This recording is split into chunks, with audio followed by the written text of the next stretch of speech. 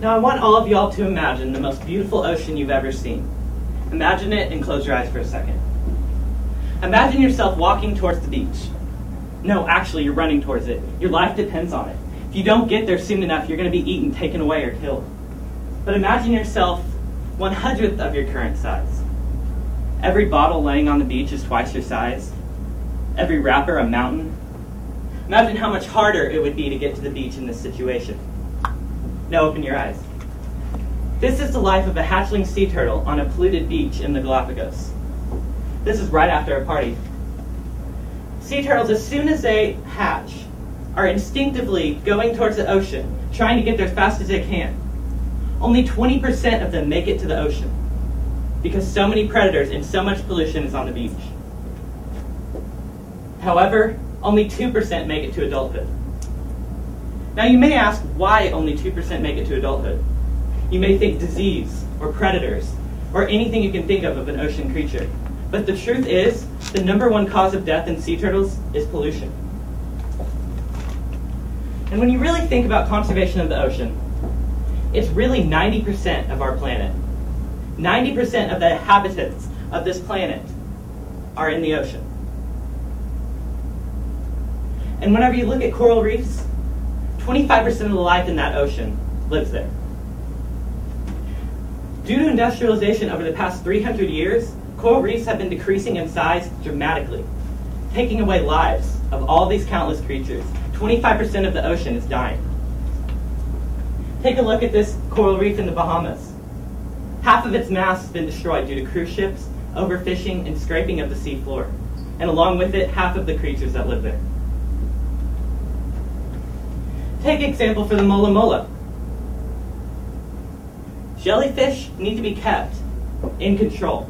They reproduce very rapidly.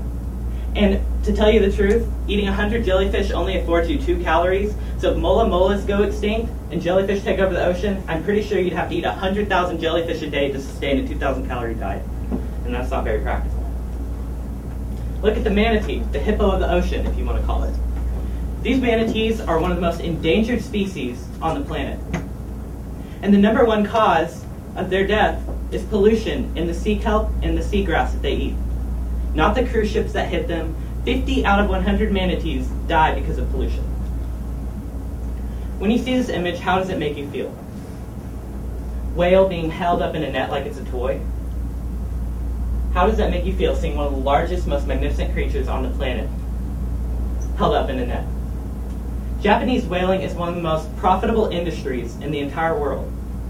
But Japanese whalers don't do it to save the ocean, to help the economy. They do it to make a quick buck.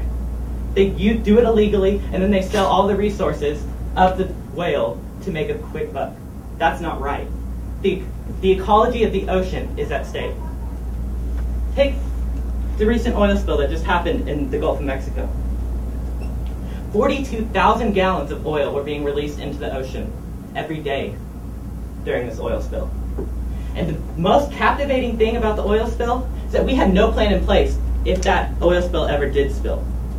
We had no plan in place if it actually exploded, like it did. And we still haven't found out a way to get rid of all this oil.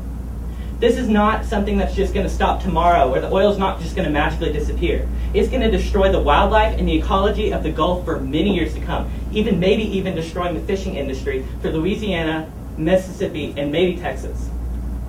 When you see this decrepit sea otter, think of all the life that it eats. It eats the oysters, it eats some fish.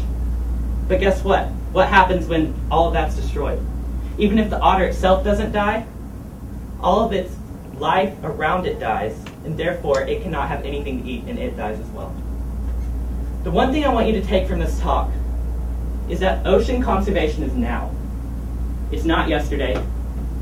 It's not a week from now. It's not 2 months from now, not 2 years from now, not 20 years from now. It is now. If we don't save 90% of our planet, if the ocean were to just disappear right now, our planet and life on Earth would disappear. The origin of our species comes from the ocean. Don't you think it's time we save it? My last point.